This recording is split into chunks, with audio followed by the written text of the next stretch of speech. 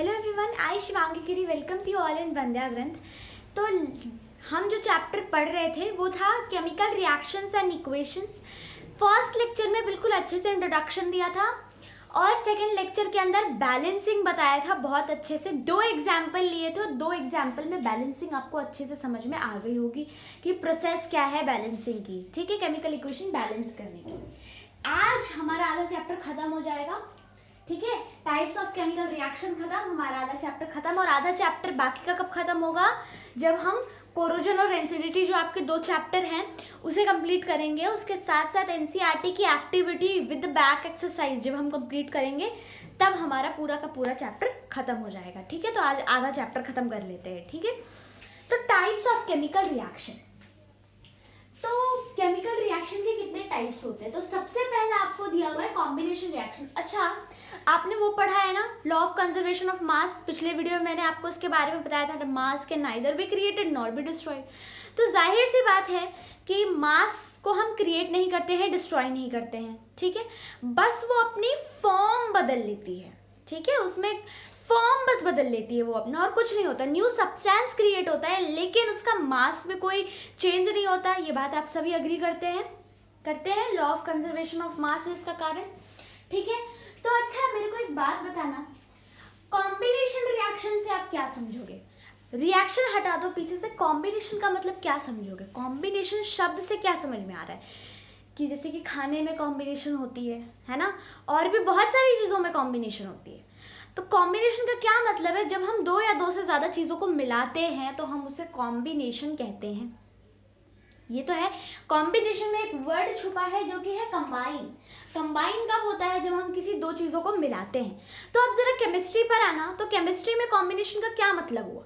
अगर हम बात कर रहे हैं कॉम्बिनेशन रिएक्शन का, तो केमिस्ट्री के अंदर क्या मतलब हुआ, इस शब्द का क्या मतलब हुआ?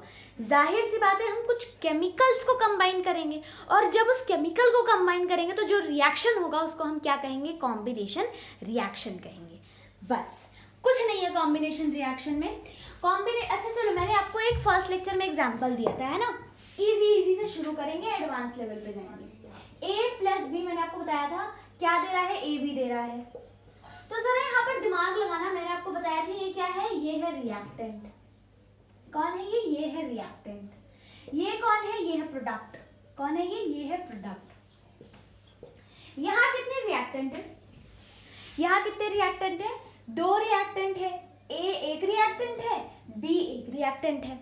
क्या दे रहा है? ए बी दे रहा है। तो क्या ये ए बी 2 है?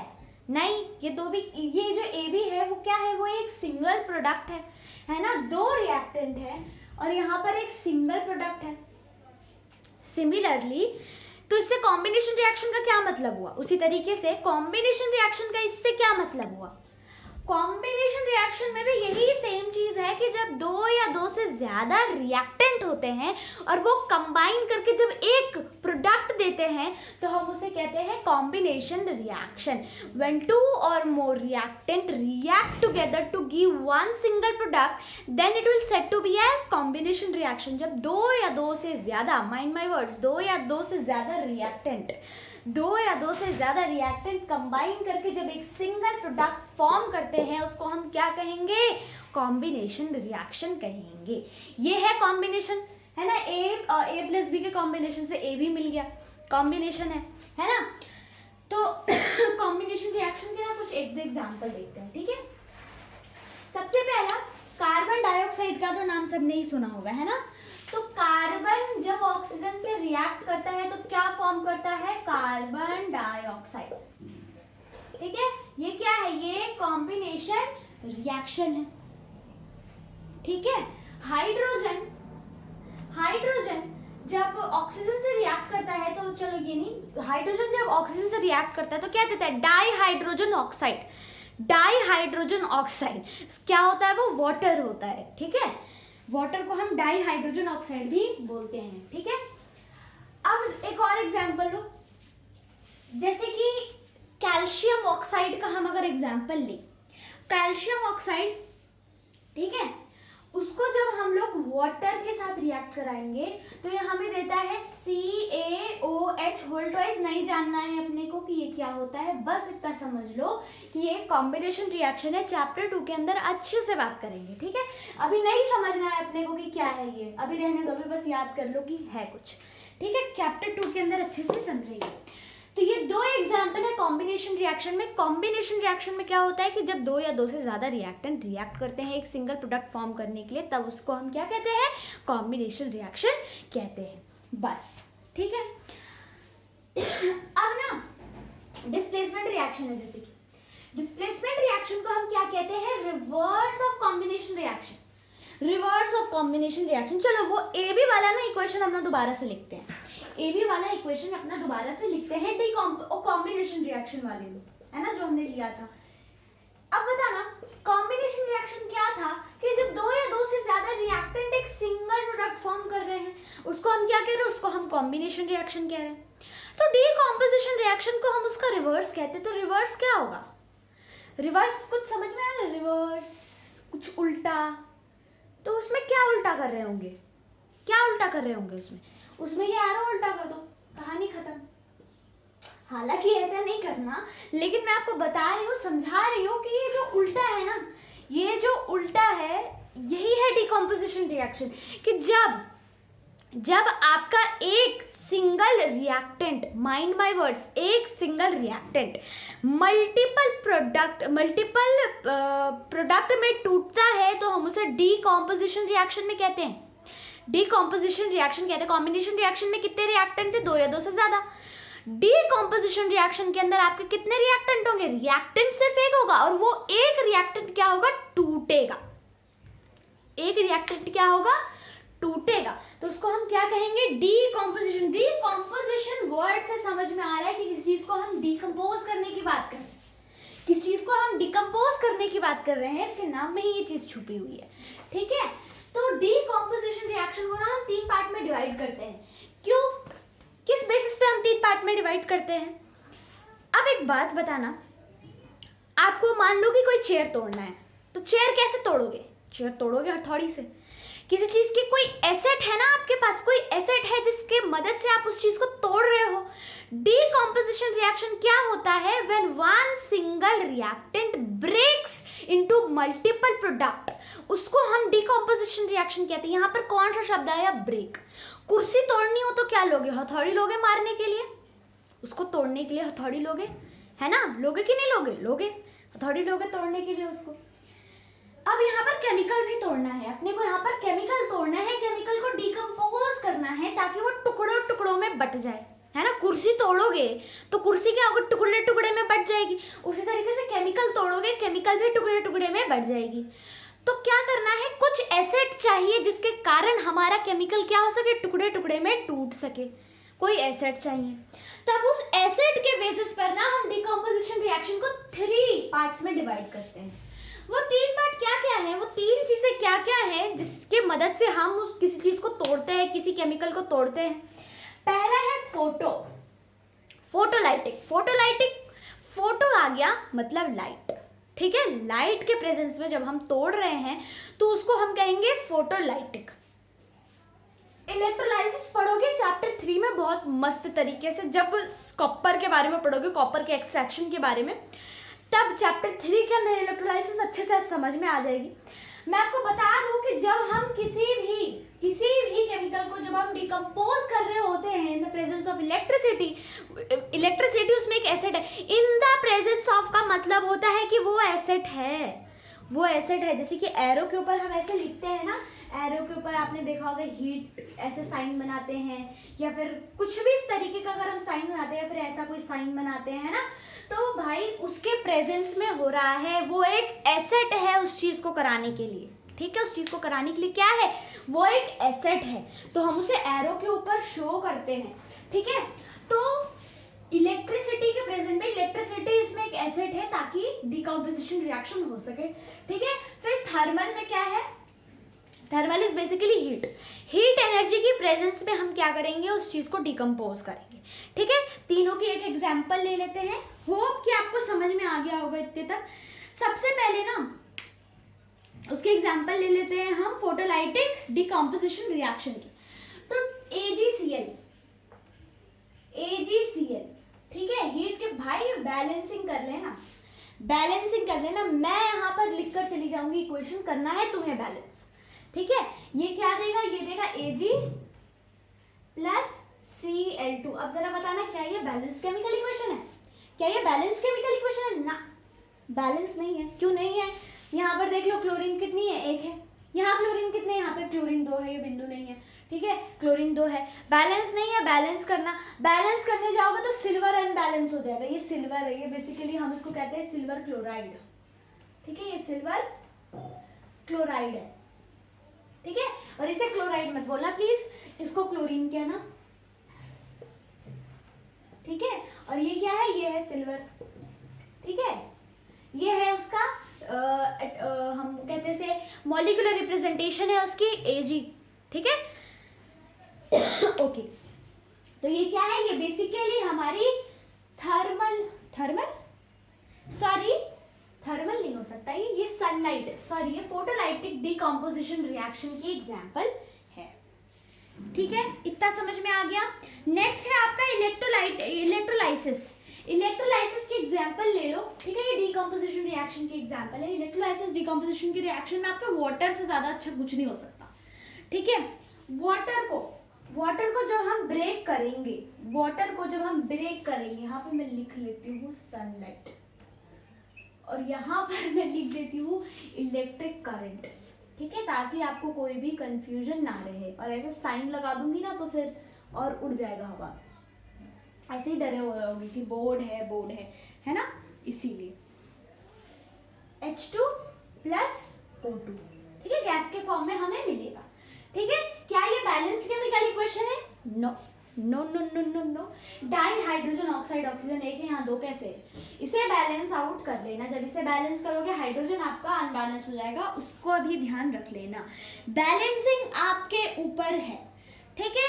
अब देखो इधर, अब नेक्स्ट जो है वो है थर्मल डिकम्पोजिशन रिएक्शन, ठीक है, थर्मल डिकम्पोजिशन रिएक्शन। जरा ध्यान से देखेंगे और जरा ध्यान से समझेंगे। तो इसमें हम लेंगे PbNO3 होल ट्वाइस। नहीं जानना है अपने को क्या है ये, कैसे आया, कहाँ से आया, बस इसे लेड नाइट्रेट याद कर लो, ठीक है, लेड नाइट्रेट याद कर लो, ठीक है। हीट की साइन ये होती है, ठीक है, होपफुली आपको पता होगी। ये हमें देगी लेड ऑक्साइड देगी, और क्या देगी, नाइट्रोजन डाइऑक्साइड देगी, ठीक है। और नाइट्रोजन डाइऑक्साइड के साथ एक ऑक्सीजन भी दे देगी, ठीक है। इसे हम क्या बोलेंगे, इसे हम बोलेंगे लेड नाइट्रेट, और इसे कहेंगे हम लेड ऑक्साइड, ठीक है, इसे हम कहेंगे लेड ऑक्साइड और इसे कहेंगे हम लेड नाइट्रेट। बस PbNO3 होल ट्वाइस है इसकी क्या फॉर्मूला, ठीक है। इसे हम बोलते क्या है, लेड नाइट्रेट। डीकम्पोजिशन रिएक्शन और कॉम्बिनेशन रिएक्शन खत्म है ना। अब है डिस्प्लेसमेंट रिएक्शन और डबल डिस्प्लेसमेंट रिएक्शन, ठीक है। देखो क्या है चीज समझना, आपको डिस्प्लेस का मतलब क्या समझ में आता है। देखो किसी भी चीज को समझना है ना, उसके नाम से सबसे पहले समझने की कोशिश करो। नाम का मतलब समझ गए ना तो आधा चीज वैसे ही समझ गए। किसी भी चैप्टर को रीड कर रहे हो उसके हेडिंग का मतलब समझो, हेडिंग का मतलब समझे आधा चैप्टर वहीं खत्म है, ठीक है। नाम का मतलब समझो आधा चैप्टर यहीं खत्म है, डिस्प्लेसमेंट। जैसे कि कॉम्बिनेशन और डिकम्पोजिशन का मतलब समझ में आया तो आपको ना ज्यादा ये दोनों कंसेप्ट ना इनके नाम के कारण क्लियर होगी। नाम क्लियर करो। डिस्प्लेसमेंट का मतलब क्या समझ में आ रहा है, किसी चीज को डिस्प्लेस कर रहा होगा, है ना, किस चीज को डिस्प्लेस कर रहा होगा, तभी तो हम उसे डिस्प्लेसमेंट कह रहे हैं, है ना। और अगर केमिस्ट्री के अंदर हम बात करें तो डिस्प्लेसमेंट, ये किसका डिस्प्लेसमेंट कर सकेगा, ये किसका डिस्प्लेस करेगा, किसके जगह पर कौन आएगा। डिस्प्लेस का तो मतलब यही होता है ना, मैंने उसे डिस्प्लेस किया मतलब मैं उसके जगह पर चल गया और वो मेरे जगह पर आ गया, है ना, उसको हम कहेंगे डिस्प्लेसमेंट रिएक्शन, डिस्प्लेसमेंट कहेंगे। तो केमिस्ट्री के अंदर डिस्प्लेसमेंट रिएक्शन का क्या मतलब हुआ, केमिकल आपस में एक दूसरे को डिस्प्लेस करेंगे। केमिकल आपस में क्या करने वाले हैं, एक दूसरे को डिस्प्लेस करने वाले हैं, ठीक है। आई बात समझ। अब देखो जरा इधर, डिस्प्लेसमेंट कैसे होगा,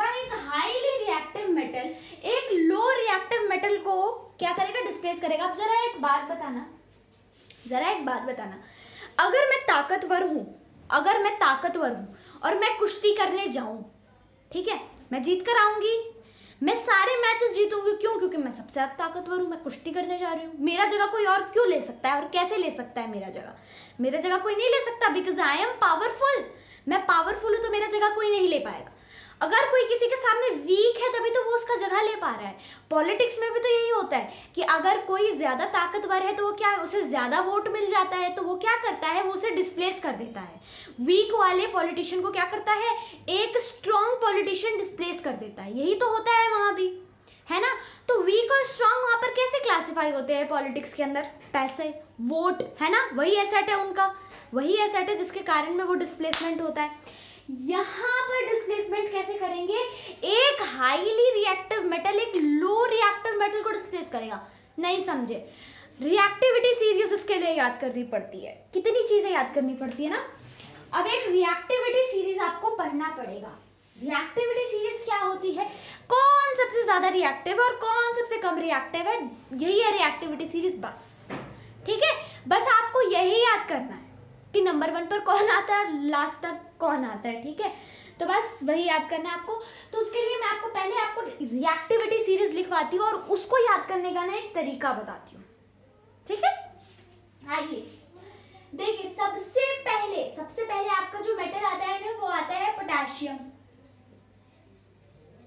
लिखेंगे सबसे ज्यादा रिएक्टिव होता है पोटेशियम। अभी रिएक्टिविटी, अभी 100% कंसंट्रेशन देना प्लीज यहाँ पर। ठीक है, पोटेशियम,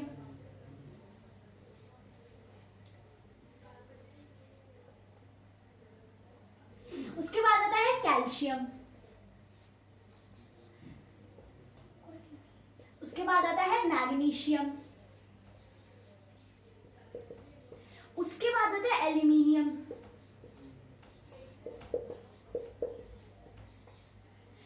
एल्यूमिनियम के बाद आता है जिंक, जिंक के बाद आता है आयरन, आयरन के बाद आता है लेड, लेड के बाद आता है हाइड्रोजन, हाइड्रोजन के बाद आता है आपका कॉपर, कॉपर के बाद आता है आपका मर्क्यूरी, मर्क्यूरी के बाद आता है आपका सिल्वर, सिल्वर के बाद आपका आता है गोल्ड, गोल्ड के बाद आता है आपका प्लेटिनियम। ठीक है, प्लेटिनियम, सॉरी प्लेटिनियम, है ना। ठीक है, प्लीज स्टॉप कॉलिंग मी और zebra, instead learn how copper mercury saves gold platinum. ठीक है, अभी मैं आपको एक ट्रिक बताती हूँ, अभी रुक जाना। ठीक है, मैंने क्या बोला उस समय पर समझ में आ जाएगा। पी को कैसे डिनोट करते हैं? पोटेशियम को के से। सोडियम को कैसे डिनोट करते हैं? सोडियम को Na से। भैया देखो, आप हो क्लास 10th में तो आपको पीरियोडिक टेबल एटलीस्ट 20 तक आनी चाहिए, 20 तक विद एटॉमिक मास और उसके साथ उसकी एटॉमिक रिप्रेजेंटेशन, जो मैं यहाँ पर KNaCa आपको Mg लिखवा रही हूँ, वो भी आपको आना चाहिए। ठीक है, वो नहीं आती ना तो उसमें आपकी गलती है, इसमें कोई दूसरा कुछ नहीं कर सकता, आपको याद करना पड़ेगा। ठीक है, कैल्शियम को हम लिखते हैं Ca, मैग्नीशियम को लिखते हैं हम Mg, एल्यूमिनियम को लिखते हैं Al, जिंक को हम रिप्रेजेंट करते हैं विद Zn, आयरन को हम रिप्रेजेंट करते हैं Fe। ठीक है, लेड को रिप्रेजेंट करते हैं विद Pb, हाइड्रोजन को हम रिप्रेजेंट करते हैं H, कॉपर को करते हैं Cu, मर्क्यूरी को करते हैं Hg, ठीक है, सिल्वर को करते हैं Ag, गोल्ड को करते हैं Au और प्लेटिनियम को करते हैं Pt से रिप्रेजेंट, बस। ठीक है, ये चीज आपको याद करनी है। ठीक है, इसके लिए मैं आपको बताती हूँ एक बहुत अच्छा सा ट्रिक। ठीक है, ट्रिक क्या है? ट्रिक ना आपको ये पहला, ये देखो ध्यान से सुनना। पोटेशियम है ना, पोटेशियम का P पकड़ना, सोडियम का S, कैल्शियम का C, M का, मैग्नीशियम का M, एल्यूमिनियम का A, जिंक का Z, आयरन का I, L का लेड।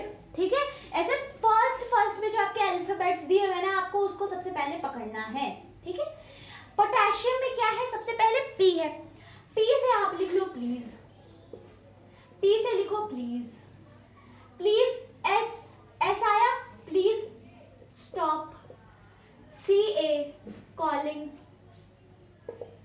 मैग्नीशियम क्या है M से, तुम मी, एल्यूमिनियम क्या है A, ठीक है। जेब्रा, जिंक को लिख लो जेब्रा, ठीक है। आई से लिखो इंस्टीड, इंस्टेड। लेड को लिख लो आप लर्न, ठीक है, लर्न। हाउ, एच हुआ ये तो उसको लिख लो हाउ, ठीक है। अभी देखना हाउ, फिर उसके बाद कॉपर का कॉपर आप याद कर लेना, ठीक है, कॉपर। उसके बाद मर्क्यूरी, कॉपर एंड मर्क्यूरी आप एज इट इज याद करना, ठीक है। फिर सिल्वर की जगह पर आप लगाना सेव्स, एंड फिर एज इट इज आप गोल्ड और प्लेटिनियम उतार लेना अपने दिमाग में, ठीक है, ठीक है। बस हो गया, ये है आपकी रिएक्टिविटी सीरीज, है ना। Please stop calling me zebra, instead learn how copper mercury saves gold platinum. यही है आपका रिएक्टिविटी सीरीज, ये होनी चाहिए आपको बिल्कुल ढंग से याद, क्योंकि इसके बिना तो भैया आपका डिस्प्लेसमेंट रिएक्शन हो ही नहीं सकता। और चैप्टर 2 तो इसके बिना आपको हवा नहीं लगने वाली। क्यों? क्योंकि चैप्टर 2 में ना हम क्या करने वाले हैं, एसिड और बेस के बारे में बात करेंगे। तो एसिड बेस में ही डिस्प्लेसमेंट ही चलता रहता है, ठीक है। आपको आगे भी बहुत ज्यादा प्रॉब्लम आएगी if you will opt science in 11th, तो आपको प्रॉब्लम होगी, ठीक है। तो उस प्रॉब्लम से बचने के लिए प्लीज डिस्प्लेसमेंट रिएक्शन यहीं पर अच्छे से याद करो विद अ ट्रिक। आपको बिना ट्रिक के याद करने नहीं बोल रहे हैं, ठीक है। Please stop calling me zebra, instead learn how copper mercury saves gold platinum. अब जरा मेरी बात सुनो, ये रिएक्टिविटी सीरीज है तो इसमें सबसे ज्यादा ताकतवर कौन होगा, सबसे ज्यादा स्ट्रॉन्ग। अच्छा मान लो ना यहाँ पर पॉलिटिक्स चल रहा है, यहाँ पर मान लो कि पॉलिटिक्स चल रहा है।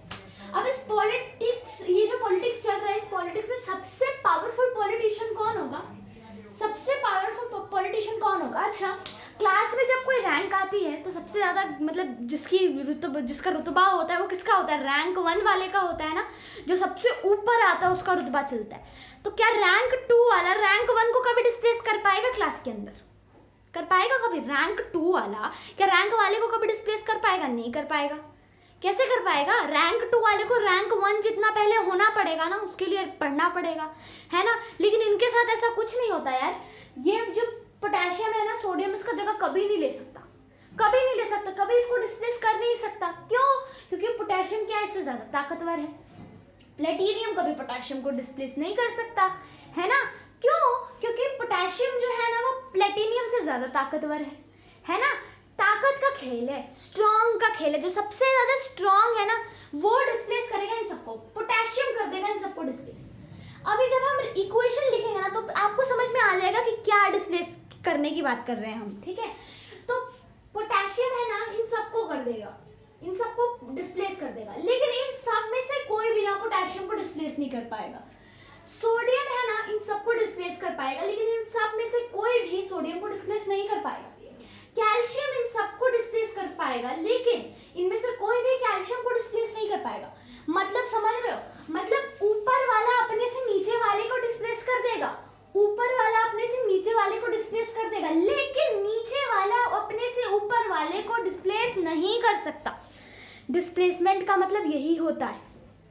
डिस्प्लेसमेंट का क्या मतलब होता है कि एक स्ट्रॉन्ग आदमी दूसरे वीक आदमी को डिस्प्लेस करे, एक स्ट्रॉन्ग केमिकल दूसरे वीक केमिकल को डिस्प्लेस करे, उसको हम कहेंगे डिस्प्लेसमेंट रिएक्शन। आई बात समझ में? ये है रिएक्टिविटी सीरीज, सबसे ज्यादा ताकतवर ये है और सबसे कम ये है, ठीक है। आई बात समझ में? ठीक है ना। देखो भाई, हाइड्रोजन क्या है? हाइड्रोजन एक नॉन मेटल है। स्टिल हम इसको इस मेटल वाले कैटेगरी, अब बता नहीं इसमें से कौन सा है जो मेटल नहीं है, सब मेटल है, बस एक हाइड्रोजन ही है नॉन मेटल। हम हाइड्रोजन को क्यों गिनते हैं? हाइड्रोजन क्यों गिनते हैं? क्योंकि हाइड्रोजन का काम बहुत जगह होता है, ठीक है। HCl, H2SO4, है ना, H2PO4, H2PO3। आगे जब एसिड बेसिस पढ़ोगे ना तो उसके अंदर समझ में आएगा कि क्यों हाइड्रोजन को भी लिया जाता है इस रिएक्टिविटी सीरीज में, ठीक है। अगर आपको लिखना है वीडियो पॉज करो और लिख लो, मैं साइड हूँ, ठीक है। अब मैं इसको इरेज कर रही हूँ।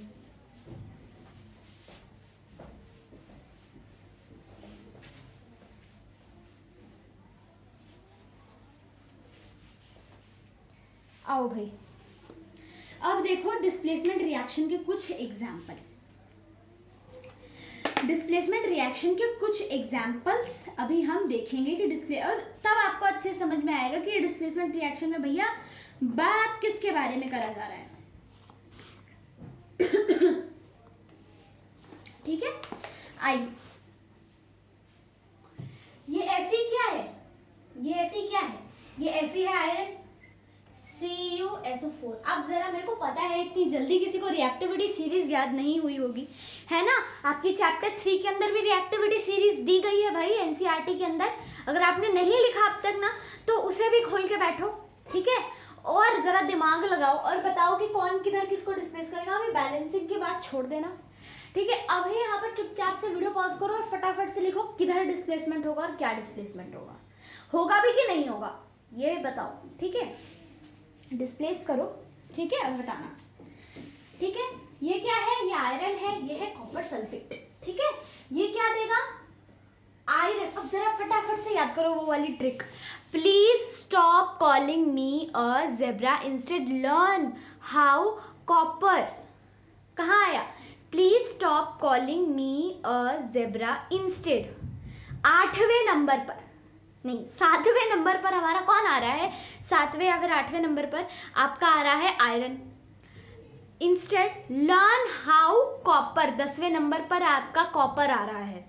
तो इसका क्या मतलब है, आयरन के नीचे कॉपर आ रहा है, मतलब क्या करेगा, आयरन कॉपर को डिस्प्लेस कर पाएगा, कर पाएगा, हाँ कर पाएगा, क्योंकि आयरन उसके ऊपर आ रहा है तो आयरन ज्यादा ताकतवर हुआ ना। तो ये क्या हो जाएगा, ये हो जाएगा FeSO4 + Cu, बात खत्म। इसने ले लिया इसका जगह और कुछ नहीं। क्या हुआ यहाँ पर बस जगह का अदला बदली हुआ है, चेंज हुआ है, प्लेस का डिस्प्लेसमेंट हो गया, ठीक है। इसका जगह इसने ले लिया और इसका जगह इसने। ये यहाँ पर अकेला था, अकेला अलोन बॉय बना हुआ था, है ना। और ये क्या था, ये अलोन नहीं था, ये अपने दोस्तों के साथ था। अब क्या हुआ, ये इसे जलन हुई, इसने जलन हुई, बोला मैं तेरे से ज्यादा ताकतवर हूँ, तेरी इतनी हिम्मत मेरा जगह ले रहा है। इसे हटाकर ये खुद इसके साथ जुड़ गया और कॉपर को यहाँ पर अलग अपने जगह पे ले, तू अकेले अलोन बॉय बन, ठीक है। तो यही है डिस्प्लेसमेंट रिएक्शन और कुछ नहीं है। रिएक्टिविटी सीरीज याद कर लो ना, डिस्प्लेसमेंट रिएक्शन से कुछ भी इजी नहीं है बस, ठीक है। अब देखो डिस्प्लेसमेंट रिएक्शन समझ में आ गई होगी, है ना। तो चलो भैया एक और एग्जांपल ले लेते हैं हम।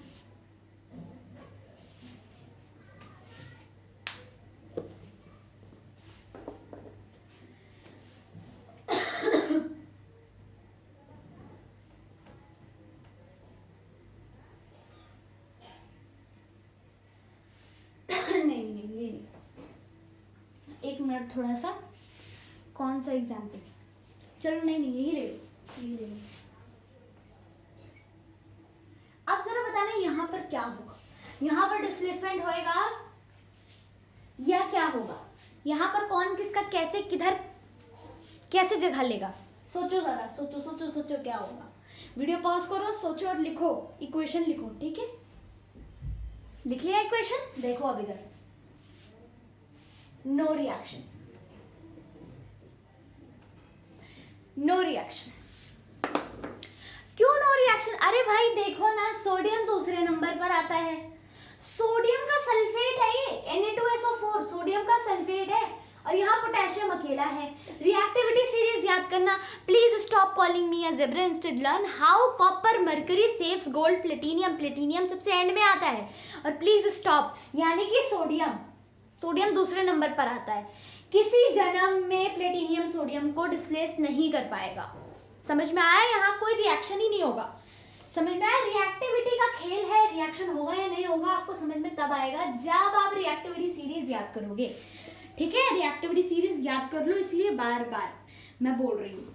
क्या क्या हो गया हमारा, कॉम्बिनेशन रिएक्शन हो गया, डिकॉम्पोजिशन रिएक्शन हो गया, डिस्प्लेसमेंट हो गया। अब डबल डिस्प्लेसमेंट रिएक्शन के ऊपर आओ। डबल डिस्प्लेसमेंट रिएक्शन में क्या है ना कि 2 बार डिस्प्लेसमेंट होगा। डिस्प्लेसमेंट में क्या था, डिस्प्लेसमेंट में बस 1 बार डिस्प्लेसमेंट हो रहा था, डबल डिस्प्लेसमेंट के अंदर ना आपका 2 बार डिस्प्लेसमेंट होगा। डबल डिस्प्लेसमेंट में आपका 2 बार डिस्प्लेसमेंट होगा, समझ में आ रहा है, डबल लग गया तो मतलब 2 बार डिस्प्लेसमेंट होगा। 2 बार कैसे होगा कि मतलब एनायन और कटायन, एनायन और कटायन। अब जरा एक बात बताना, किसको किसको एनायन और कटायन के अंदर मतलब अंतर नहीं पता, डिफरेंस नहीं पता क्या है एनायन, कौन सा पॉजिटिव चार्ज है कौन सा नेगेटिव चार्ज है। बहुत कंफ्यूजन ही कंफ्यूजन है, बहुत सारे लोगों को होगा एनायन और कटायन में, ठीक है। कौन सा पॉजिटिव चार्ज है और कौन सा नेगेटिव चार्ज है, बहुत कंफ्यूजन होगा। Anion, cation.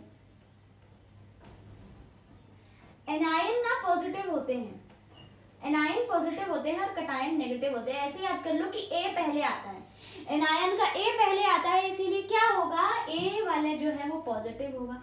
सी बाद में आता है इसीलिए सी नेगेटिव होगा, ऐसे याद कर लो। एनायन और कटायन को ऐसे याद कर लो कि ए पहले आता है इसलिए ए क्या होगा, एनायन क्या होगा, एनायन पॉजिटिव होगा। क्यों, क्योंकि ए पहले आता है। कैटायन नेगेटिव होगा, नेगेटिव क्यों होगा, क्योंकि सी जो है ना वो बाद में आता है। ऐसे याद कर लो क्या जाता है, ठीक है, कुछ जाता है नहीं जाता है। एनायन कटायन ऐसे याद कर लो और बिल्कुल दिमाग में बिठा लेना कि एनायन क्या है, कैटायन क्या है। Anode and cathode, anode positively charge होता है, कैथोड नेगेटिवली चार्ज होता है, ठीक है।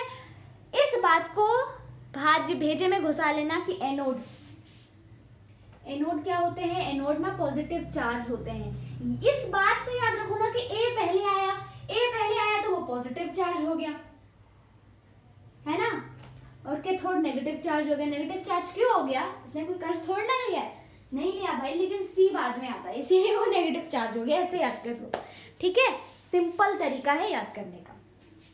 जो पहले आया उस पर पॉजिटिव चार्ज, जो लास्ट में आ रहा है उसके ऊपर नेगेटिव चार्ज, ठीक है। Double displacement, those reaction in which two ionic compounds in the solution react by exchange of their ions to form new compounds, ठीक है।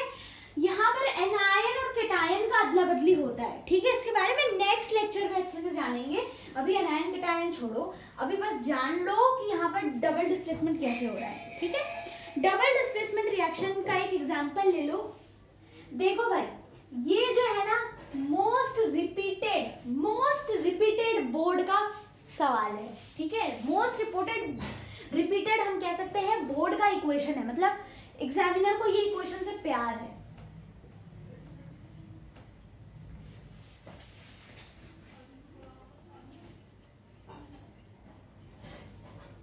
अब जरा यहाँ पर क्या होगा, दिमाग लगाना।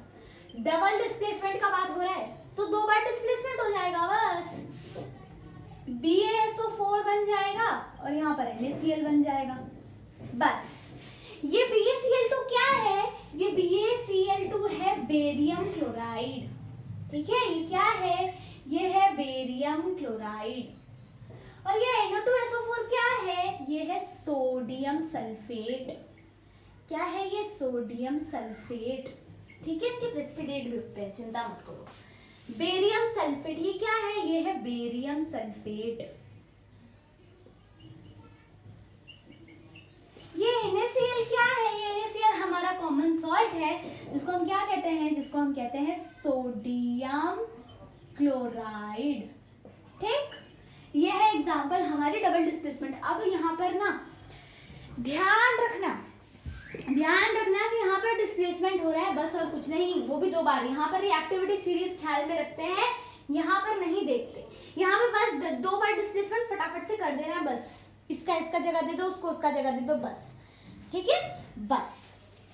डबल डिस्प्लेसमेंट रिएक्शन के बाद आता है आपका precipitation reaction in soluble solid after chemical reaction. मैंने कुछ ऐसा आपको बताया था, प्रेसिपिटेट क्या होते हैं, प्रेसिपिटेट के बारे में बताया ना, insoluble solid left after chemical reaction. Chemical reaction के बाद जो इनसॉल्युबल, जो हमारे इनसॉल्युबल कुछ फॉर्म होते हैं, उन सबको क्या करते हैं, हवा में उड़ा देते हैं। उसे हम क्या कहते हैं, बेसिकली उसे हम प्रेसिपिटेट कहते हैं। Insoluble solid insoluble solid substance left after any chemical reaction, उसे हम कहते हैं precipitate। precipitation reaction में क्या होता है, precipitation reaction के अंदर होता है reaction in which precipitate form, जिसके अंदर precipitate form होता है ना, सबको हम क्या कहते हैं, precipitation reaction को कहते हैं, ठीक है।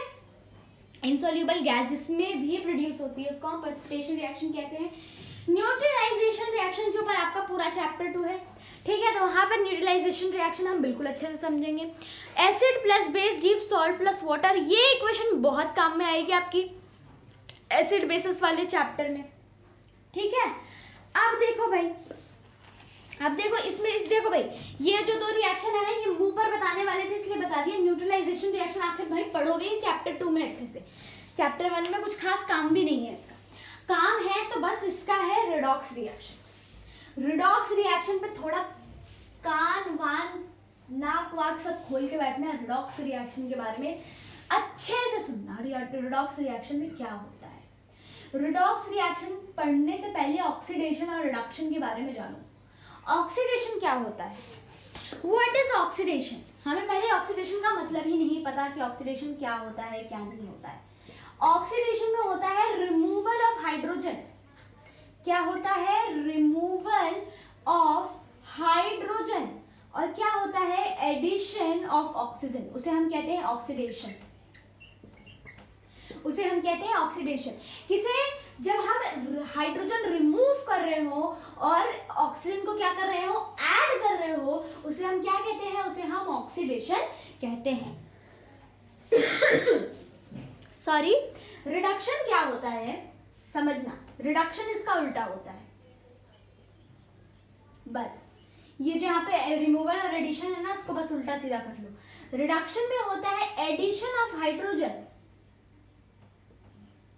एडिशन ऑफ हाइड्रोजन और removal of oxygen. Removal of what, removal of oxygen, ठीक है, उसे हम रिडक्शन कहते हैं। और जब ऑक्सीडेशन और रिएक्शन, ऑक्सीडेशन और रिडक्शन जब साइमल्टेनियसली होते हैं ना, मतलब एक साथ होते हैं, तो उसे हम कहते हैं रिडॉक्स रिएक्शन। नहीं समझे, नहीं समझे, चलो कोई ना, एक और बात समझा देते हैं। ऑक्सीडेशन क्या होता है, ऑक्सीडेशन होता है रिमूवल ऑफ हाइड्रोजन। क्या होता है, रिमूवल ऑफ हाइड्रोजन और एडिशन ऑफ ऑक्सीजन। ऑक्सीजन डाल रहे हैं, हाइड्रोजन निकाल रहे हैं, ऑक्सीजन डाल रहे हैं, हाइड्रोजन निकाल रहे हैं, तो उसको हम क्या कहेंगे, ऑक्सीडेशन। रिडक्शन में क्या होगा, हाइड्रोजन डालेंगे और ऑक्सीजन निकालेंगे, हाइड्रोजन डालेंगे और ऑक्सीजन निकालेंगे, ठीक है। जब किसी रिएक्शन में ना ऑक्सीडेशन भी हो रहा हो और रिडक्शन भी हो रहा हो, ये दोनों साथ साथ हो रहे हो ना, तो उसको हम रिडॉक्स रिएक्शन कहते हैं। एग्जाम्पल से समझ आएगा, ऐसे समझ में नहीं आएगा। Reaction in which reduction and oxidation occur simultaneously, then it will said to be as redox reaction. Oxidation reaction ताला लगा लेना दोनों पर। एक होते हैं ऑक्सीडाइजिंग एजेंट और एक होते हैं रिड्यूसिंग एजेंट। ऑक्सीडाइजिंग एजेंट कौन से होते हैं, ऑक्सीडाइजिंग एजेंट वो होते हैं जो क्या करते हैं, दूसरे को ऑक्सीडाइज कर देते हैं, दूसरे को ऑक्सीजन दे देते हैं। दूसरे को ऑक्सीजन देने वाले को क्या कहते हैं, ऑक्सीडाइजिंग एजेंट कहते हैं।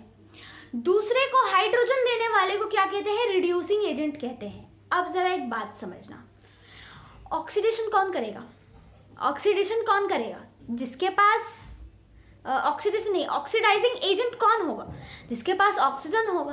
तो जब वो दूसरे को ऑक्सीजन देगा, जब वो दूसरे को ऑक्सीजन देगा, माइंड माय वर्ड्स, किसी के पास बहुत सारे पैसे, जब वो अपने सारे पैसे किसी को दे देगा तो उसके पास क्या बचेगा, वो खुद गरीब हो जाएगा। वो गरीब हो जाएगा ना, उसको हम क्या कहेंगे, वो गरीब हो गया, उसके पास पैसे है, उसने सब दान में दे दिया, अब उसके बाद क्या हो गया, वो गरीब हो गया। एग्जाम्पल। उसी तरीके से कोई ऑक्सीडाइजिंग एजेंट जो क्या कर रहा है, दूसरे को ऑक्सीजन दे रहा है, उसने ऑक्सीजन दे दिया, अब उसके बाद क्या, उसके पास क्या बचा, उसके पास कुछ नहीं बचा, तो क्या हो गया, वो खुद रिड्यूस हो गया ना, वो खुद रिड्यूस हो गया। ऑक्सीडाइजिंग एजेंट हमेशा रिड्यूस हो जाता है, क्यों, एक अमीर इंसान पैसा देके हमेशा गरीब बन जाता है, क्यों, क्योंकि उसने पैसे दे दिए। ऑक्सीडाइजिंग एजेंट हमेशा रिड्यूस हो जाते हैं, वहां पे हमेशा रिडक्शन होता है। क्यों होता है, क्योंकि वो हमेशा अपना ऑक्सीजन दे देता है, इसलिए वो रिड्यूस हो जाता है। आई बात समझ में, आ गई होगी मेरे हिसाब से, है ना। तो अब ऑक्सीडेशन और रिडक्शन का ना एग्जाम्पल ले लेते हैं, इससे अच्छे से समझ में आ जाएगा क्या मेरे कहने का मंतव्य है, ठीक है। मेरे हिसाब से 50-50 बात समझ में आ गई होगी, लेकिन 50-50 अब भी 50-50 नहीं रखना है, उसे 100% बनाना है। कॉपर ऑक्साइड को जब हम हाइड्रोजन के साथ रिएक्ट कराते हैं, कॉपर ऑक्साइड को जब हम हाइड्रोजन के साथ में रिएक्ट कराते हैं, तो वो हमें कॉपर प्लस वाटर देता है। वो हमें क्या देता है, वो हमें कॉपर प्लस वाटर देता है, बैलेंसिंग छोड़ो, बैलेंसिंग या भाड़ में, इधर ध्यान दो। अब जरा एक बात बता रहा, कॉपर के पास क्या है? कॉपर के पास क्या है? कॉपर के पास है ऑक्सीजन। वो तभी तो उसे कॉपर ऑक्साइड कह रहे हैं भाई, ऑक्सीजन है तभी तो कॉपर ऑक्साइड है। प्रोडक्ट में क्या हो गया कॉपर का? कॉपर का क्या हो गया? प्रोडक्ट साइड में रिडक्शन हो गया। कैसे रिडक्शन हो गया? यहाँ पर तो उसके पास ऑक्सीजन था, तो इसे हम क्या कहेंगे? इसे हम ऑक्सीडाइजिंग एजेंट कहेंगे। क्यों क्यों हम इसे ऑक्सीडाइजिंग एजेंट कहेंगे? क्योंकि ये हाइड्रोजन को क्या कर रहा है? ऑक्सीडाइज कर रहा है। कैसे ऑक्सीडाइज कर रहा है ये हाइड्रोजन को? इसके पास देखो, ये खुद हाइड्रोजन को क्या कर रहा है? अपना ऑक्सीजन देकर यहाँ पे H2O बना रहा है। हाइड्रोजन को इसने अपना क्या किया? ऑक्सीजन दिया, तब यहाँ पर जाकर क्या आ रहा है? हाइड्रोजन, डाई हाइड्रोजन ऑक्साइड आ रहा है, तब इस हाइड्रोजन के पास ऑक्सीजन आ रहा है। और जब इसने अपना ऑक्सीजन हाइड्रोजन को दे दिया, तब कहीं जाकर ये कॉपर अकेला खुद बच जा रहा है ना? तब कहीं जाके तो देख सकते हो ऑक्सीडेशन। देखो यहाँ पर क्या हो रहा है, ये क्या है? कॉपर क्या है? कॉपर बेसिकली है एक ऑक्सीडाइजिंग एजेंट। ऑक्सीडाइजिंग एजेंट के साथ ना हमेशा रिडक्शन हो जाता है, क्योंकि वो दे देता है अपनी सारी चीजें। वो क्या करता है? वो अपनी चीजें, वो अपनी ऑक्सीजन दे देता है, इसलिए उसके साथ हमेशा रिडक्शन होता है। ठीक है, ये एक ऑक्सीडाइजिंग एजेंट है। इसने क्या किया? इसने अपना ऑक्सीजन दे दिया इधर, इसके साथ क्या हो गया? इसके साथ हो गया रिडक्शन। ठीक है, इसके साथ हो गया रिडक्शन। हमेशा याद रखना, एक ऑक्सीडाइजिंग एजेंट के साथ हमेशा रिडक्शन होगा, एक ऑक्सीडाइजिंग एजेंट के साथ हमेशा रिडक्शन देगा होगा। क्यों? क्योंकि वो अपना ऑक्सीजन दे देगा, तो जब दे देगा तो उसके साथ रिडक्शन होगा ना। रिडक्शन क्या होता है? Reduction is removal of oxygen and addition of hydrogen. यहाँ पर वही हो रहा है ना, यहाँ पर वही हो रहा है ना, रिमूव हो जा रहा है ऑक्सीजन इसके पास से, रिडक्शन ही तो हुआ। अब जरा इधर देखना, ये क्या है? ये एक है रिड्यूसिंग एजेंट। जिसके पास हाइड्रोजन होता है ना, उसको हम रिड्यूसिंग एजेंट कहते हैं। ये है रिड्यूसिंग एजेंट। एक रिड्यूसिंग एजेंट के साथ हमेशा ऑक्सीडाइजेशन होता है, ये भी याद रखना। ठीक है, ये है एक रिड्यूसिंग एजेंट। कुछ नहीं करना है, बस मैच द फॉलोइंग करना है और उल्टा पुल्टा मैच कर देना है। एक ऑक्सीडाइजिंग एजेंट के साथ,